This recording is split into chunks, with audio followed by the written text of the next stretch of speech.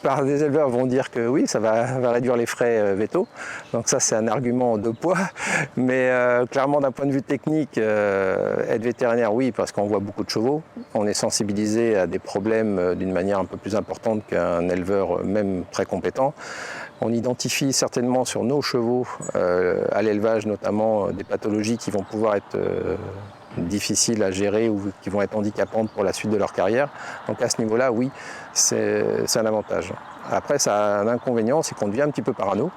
On voit un peu le mal partout et clairement, de temps en temps, avoir un maximum d'informations nuit à la prise de décision. Et j'ai eu la chance de le rencontrer puisque je l'ai acheté. Donc j'ai aucun mérite à dire que c'était le cheval parfait. C'est Monsieur Tricot qui a élevé une jument qui s'appelait Perfect Impulse.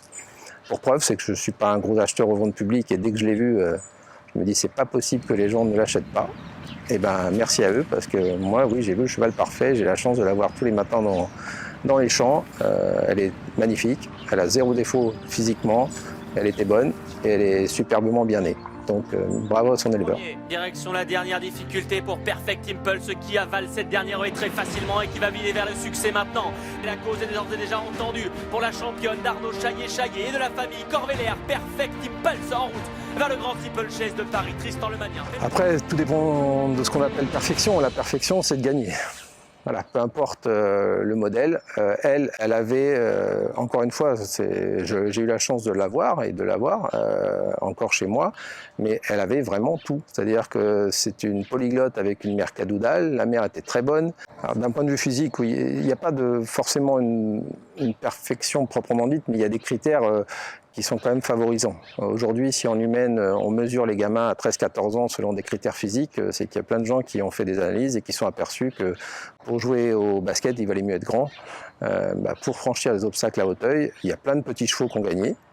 Mais si on prend un peloton, majoritairement, on a quand même un morphotype qui est à peu près le même, c'est-à-dire des chevaux longilignes, voilà, avec un peu d'encolure, pas trop lourd, voilà. Tous ces critères-là qu'on retrouve chez les chevaux d'obstacle d'une manière majoritaire. J'ai beaucoup d'admiration pour les chevaux, que ce soit un petit cheval qui gagne une petite course ou un très bon.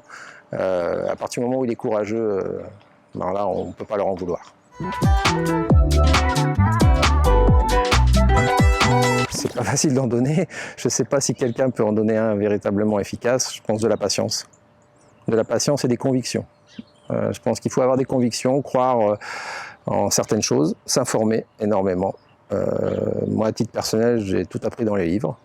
Alors, ça surprend parce que voilà, les gens, après le terrain fait qu'on développe certaines compétences, mais comme dans beaucoup de domaines, je pense que c'est la connaissance qui permet d'avancer. Et encore une fois, avoir des convictions pour ne pas écouter Pierre-Paul Jacques, pas se laisser bercer par les paroles des doux charlatans qui parfois nous entourent.